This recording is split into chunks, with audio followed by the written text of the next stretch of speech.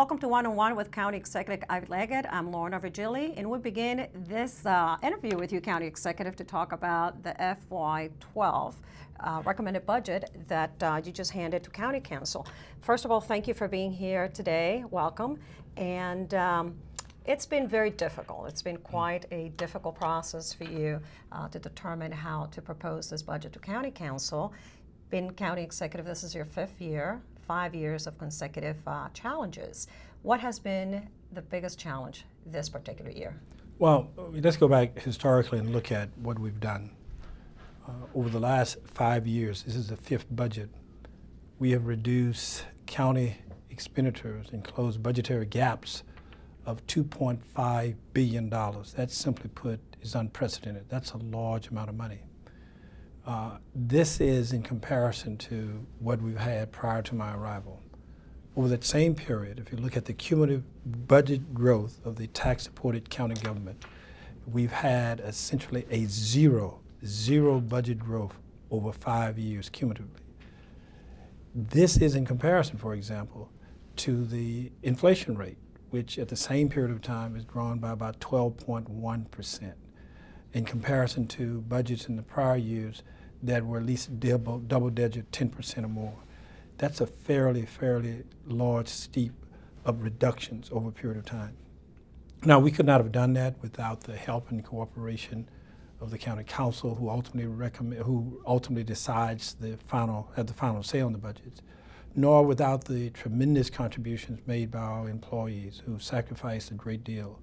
Last year they were furloughed. They've had no COLAs, no step increases. And so there's a great deal that we've had to do in the budget to get to the point that we are today. We're talking about the challenge in particular this year was approximately $300 million. Mm-hmm. Since you address the county employees, there are going to be some particular changes this year. Mm-hmm. Some of them are going to be laid off. There's going to be some sort of cutback, according to the last numbers. Approximately 140 current employees mm-hmm. will no longer be with the county. So as far as the employees is concerned, what is it that county government is asking of them on this particular year? Well, in terms of our county employees, let me walk through some of the things that we will be doing. First of all, again, I thank all of our employees for the tremendous sacrifices that they've made, and their families as well. But in order to resolve a budgetary challenge in Montgomery County of $300 million, it means essentially that we have to impact employees in some form or fashion, because 80% of the entire budget itself is made up of wages and compensation for employees. So you can't get around that to some degree. So in this budget, we are doing the following. We have approximately 216 positions that are slated for elimination, 216 positions. Of that number, 139 and 140 are actually filled. They're currently filled positions, so it means that some people will actually lose their jobs. In addition to that, in terms of the employees, we will also eliminate COLAs for this year. There will be no step increases this year, and we are going to ask them to do some other things as well. In this budget that I recommended, we will change our group health insurance from a 80-20 ratio to a 70-30 ratio. We'll also change our pension obligations as well. For example, for those in the defined benefit plan, they would have to pay an additional 2% more into that plan. For those in the defined contribution plan, the county will reduce its contributions by 2%. So the combination of things that I've just described, the elimination of positions, the changes in health benefit plans, and the changes in pension are all sacrifices that our employees are asked to make. This is on top of all the things that they've done in the past. But simply, we could not do that without this. Now, if you compare where we were a couple of months ago, we were looking at the potential for 500 or more positions eliminated. And if you look at this over the cumulative period of time for the last 3 years, the cumulative number for the last 3 years, it will be somewhere in the neighborhood of 1,250 positions eliminated. Having an additional 500 on top of that, I think would have disrupted services, and it would have impacted a large number of people who are currently working for the county. So the good news regarding the employees and the sacrifices they're going to have to make, it's basically less positions are going to be eliminated and no furloughs on FY12. Well, that's true. The furloughs and some of the other things you could do, they're one-time types of budgetary challenges that we resolve with a one-year shot. But we've had some problems that have been with us for a number of years, and we need to have some structure changes. And these are just a couple of the structure changes going forward. You participated in approximately 5 budget meetings throughout the county right before getting ready for preparing your recommended budget. You heard the residents, not only during those forums, but also on the chat lines, et cetera, through other venues as well.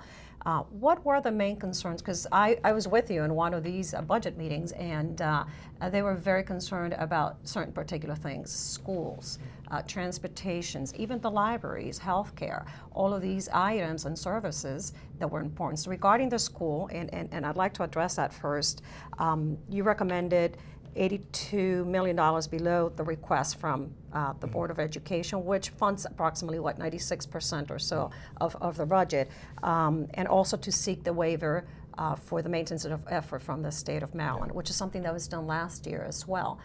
Regarding the school, because a lot of people, residents, are going to be concerned regarding the schools. It's always a top priority. Yeah. So can you elaborate on that a little bit? Well, let me go back for just 1 second, because I really appreciate the feedback that we received from the citizens and people who came out, the employees, at the budget forums. We had 5 of them around the county, and all of them, I think, for me at least, were quite informative. We heard certainly the list of things which people did not want to cut.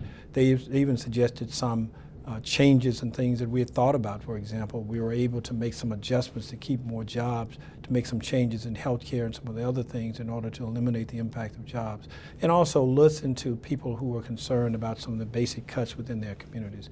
And we were able to shift the budget and address it and construct it in a way that I think reflected some of those changes. But one of the big things that we have in our budget is, of course, the school system. The school system makes up in its budget about 52 to 55% of the budget, depending on what year you're looking at. That's half the budget itself. And so you cannot address a $4+ billion budget when half of that budget is simply offline. And so they have to be part of the solution.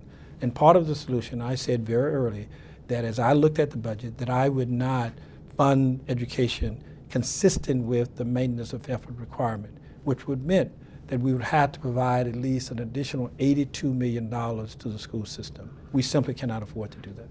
All right, we are going to come back and talk to you about the property tax, which I think there are good news about that, public safety and health.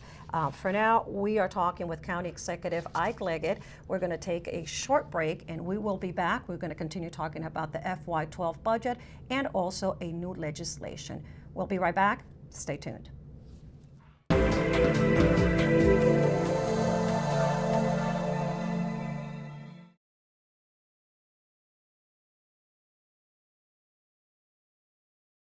Welcome back to 101. I'm Lorna Virgili, and we're still talking with County Executive Ike Leggett.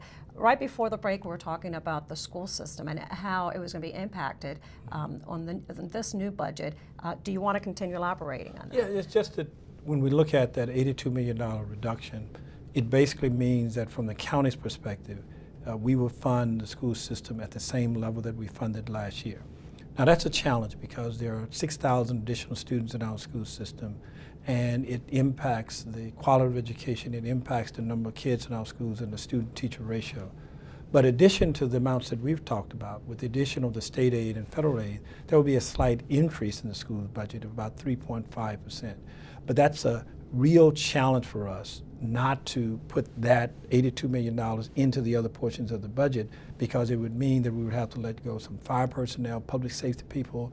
It means that we would have to find those cuts in other places or increase revenues, taxes, and what have you. And I've indicated that I would not have any major tax increases in this budget, and this budget does not. We did not increase the property tax above the charter limit. Regarding public safety itself, there's been the recommendation of merging some of the recommendations that you made, restructuring some of government organization, the merging of parks and police department. During those forums, we heard very loud from Park Department, that they were against this merge with the police department. What is your take on that one? Well, I think it's something that we should do. Clearly, when you think about the cuts that we have to make now, and you think about restructuring going forward, you think about the duplications that we have, it is clear to me that we need to address this concern. That's a $2 million challenge for us, and it does not sound a great deal, and you talk about a budget of 4.3, but it really has a significant impact in our overall budget. And so I think that it should be done. I think that we made a very strong case for it. But you know, we talk about restructuring in the abstract, but every time we get to a detailed analysis of actually doing it, there are many reasons why we should not do it. And we need to get beyond that inability to actually make it happen. There are some changes that we're making in this budget as it relates to restructuring, and there are additional changes we hope that we'll make in the foreseeable future. And I hope and believe that we could come back to this, revisit this, and see and analyze the budgets really carefully to make certain that we make these significant reductions that clearly we can utilize in other areas of the budget, whether that's education, other sections of public safety, many of the health and human services programs that are required to be funded at appropriate level. And we can't do this when we have serious duplications throughout the budget. And the park police, county police merger, to me, is one that begs out for a response, and I think that we should do it. Regarding transportation, as you know, the 311 MC 311, one of the top calls every week. It's top calls has to do with transportation in the county, ride-on services, etc. What are the biggest changes that might be taking place in that particular department? Well, let me go back to the overall county's budget itself, because if you look at the budget itself, we are looking at cuts and reductions in a variety of areas, whether it's few reductions again in libraries, parks, recreation, technology. We will increase. The only budget that's significant that increases of any size is, of course, the police department. That's the only one that increases. We'll make some changes in transportation, but those changes will not affect, for example, the transit routes. We will maintain all of the transit routes that we currently have, because that's an area where I think the county really needs to continue to build our mobility to make certain that transit is working efficiently and effectively for as many people as possible. We want to continue to try to get cars off the road and get people to their destinations for work, for recreation, and what have you, and for school. And so we decided not to, in effect, change the transportation routes in the county, the transit routes, so that they will continue as they currently exist. But there'll be other changes in the area. For example, we will look at potentially some changes in a few of our libraries on technical support that we have. We look at our fleet, for example, we'll have some changes there. We look at health and human services, and for the most part, they were cut about 5%. But most of the budget in many areas cut between 5 and 10%, a few above that. But I think this is the only way we can address this. There were huge numbers of cuts in virtually every segment of the county's budget, with the exception of the county's police.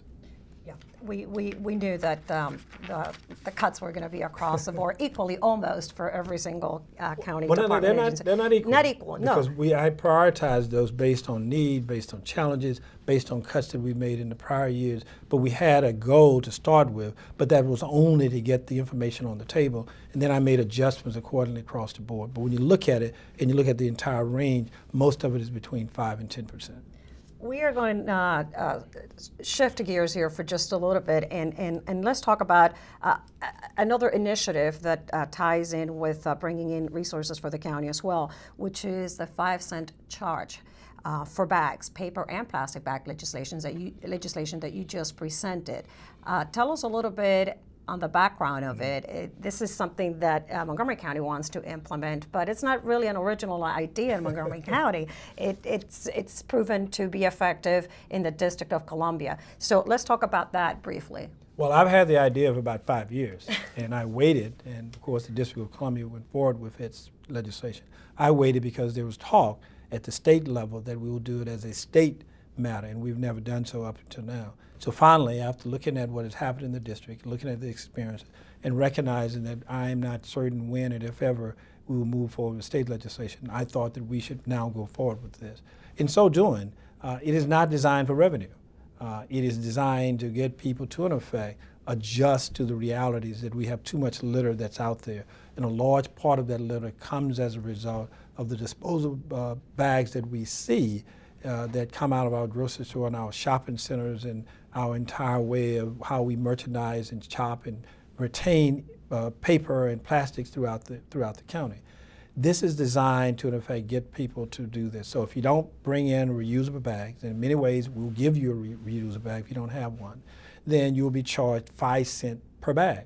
The amount of money that we get for that 5 cents is designed for us to purchase reusable bags to better educate the public, but not designed to enhance or get additional revenues for the county. We anticipate in the first year that we'll probably get just over $1 million. We will spend almost that in just getting the public prepared for this program.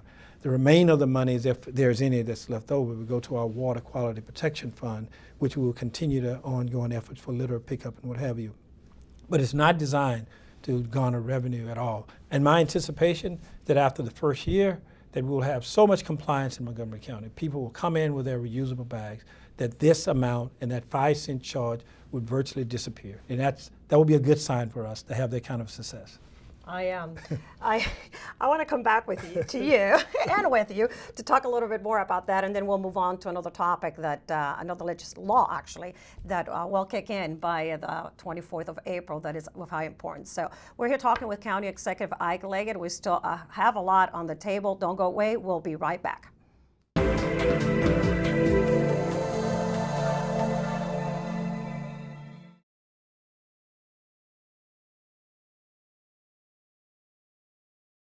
Welcome back to One on One. I'm Lorna Virgili, and thank you for watching. We're back with County Executive Ike Leggett, and right before we went to that commercial break, you and I were talking off camera about the 5 cent bag. The new legislation that has been introduced, and it does have to do with pollution in the county.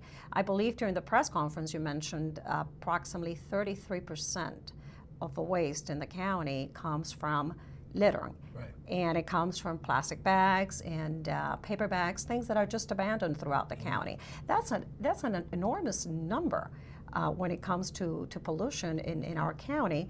And the purpose, for those who just joined us, of this legislation is basically to make sure that we have an environment-free, a healthy, green Montgomery County. Now, for those people that are not accustomed to use reusable bags, it might be a difficult deal to sell to. So is the county going to provide the bags? Because I think you mentioned that the county might be creating some bags and providing. Yeah, well, the monies that we receive in the first year are designed to get bags, and we will advance that, and we simply want to get the monies back that we advance. So that $1.5 million in the first year is designed to educate people about the need to do this, and then secondly, to purchase bags and to distribute them to people who do not have them. But believe it or not, in my estimation, probably about 20% of the people in Montgomery County are already using reusable bags, and so we have a higher usage rate than probably most jurisdictions start.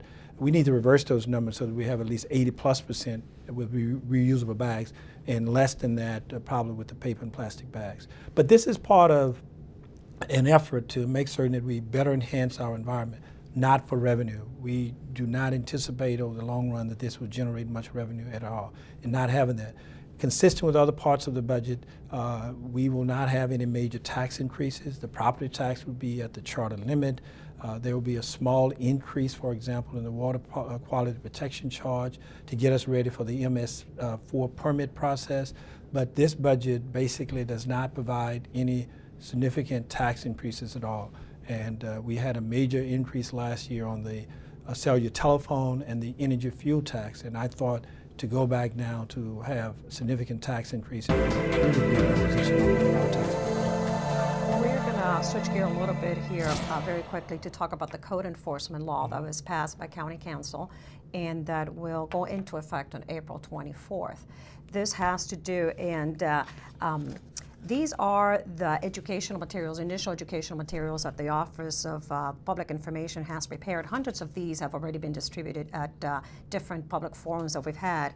And in addition to that, thousands are ready to go out, sort of informing county residents as to what it is that we can do as residents in Montgomery County to maintain the residential character of our county and also being good neighbors. A lot of exchanges on these forums were county residents who wanted to find out more.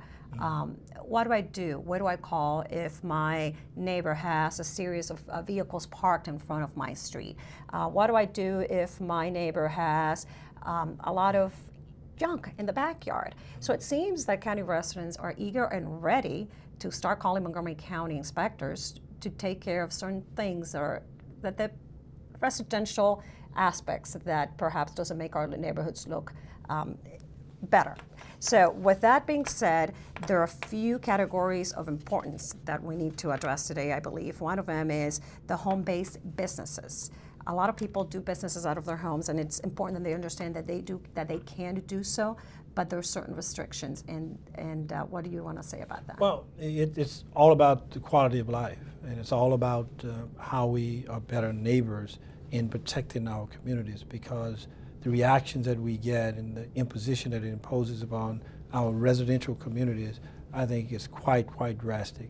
Home-based businesses, for example, they may be small, but unfortunately there are traffic concerns, there are sometimes environmental concerns, and we need to parking concerns, and as well as noise concerns in a few cases. So we need to make certain that people properly maintain, if you go through the proper process to get a waiver or an exception to do so. Otherwise, having these unlicensed and unapproved businesses in your home imposes a burden on our neighbors, and we want to make certain that those things are reported and people stop for those that are not licensed. When it comes to county inspectors, 3 different departments will be involved: the police department, housing, and permitting. What happens if we get an influx of calls and we don't have enough inspectors to go out there to take care of these complaints? Because all of this is complaint-based. Right. How, in other words, I guess what I'm trying to ask is, how is the county going to handle it? Well, it's a complaint basis, and we have to deal with it according to the personnel and the resources that we have, because we only have a certain size of a police department, which is about 1,200 sworn officers. This is a priority, but it is not, quote, the top priority. So if people do not respond because we are dealing with other issues associated with this, it does not mean that we are not concerned about it. It means simply a resource problem. But once we start to enforce this, it is my anticipation that people will simply abide by the law. They know that we are going to come out at some point and that we're going to catch up any backlogs that are out there. People will respond appropriately and stop doing it. But it may take a little bit while in the first transitional periods of time for us to get the word out that we're inspecting and for people to be fined and penalized as a result of that. Once that starts to happen, then I think the number of complaints will start to go down. During one of the forums, I'd like to share this with you. One of the residents' opinion was, well, before calling the county, call your neighbor. Yeah. And talk it over with your neighbor, because perhaps sometimes these are issues that we can solve among ourselves as residents of Montgomery County. Mm-hmm. Yeah, well, I hope that we get that type of compliance. The type of compliance is that people who have businesses, people who are doing things contrary to the code, that they are better informed as a result of that, because we're going to provide the information so that you would know personally whether you are in compliance. If you are not in compliance, you need to stop and desist from what you're doing. If not, I hope that the neighbors will at least approach and at least convey to you that you're not, and that you make the appropriate corrections. The third part would be, of course, reporting that to the code enforcers or to the police, and then we'll move on from there. But the best way is to have a self-policing mechanism where you simply stop, especially if you know that you're doing something wrong. Then second from that would be the neighbors, and thirdly, hopefully, would be the code enforcers. Thank you so much for being here today with us and sharing all this information. And the details of the recommended FY12 budget, you can find it on the county's website at montgomerycountymd.gov/OMB. And for further information on the code enforcement, residents may obtain it by visiting also Montgomery County MD.gov/goodneighbors, or by calling our service MC311. I'm Lorna Virgili, and thank you for watching this edition of 101 with County Executive Ike Leggett.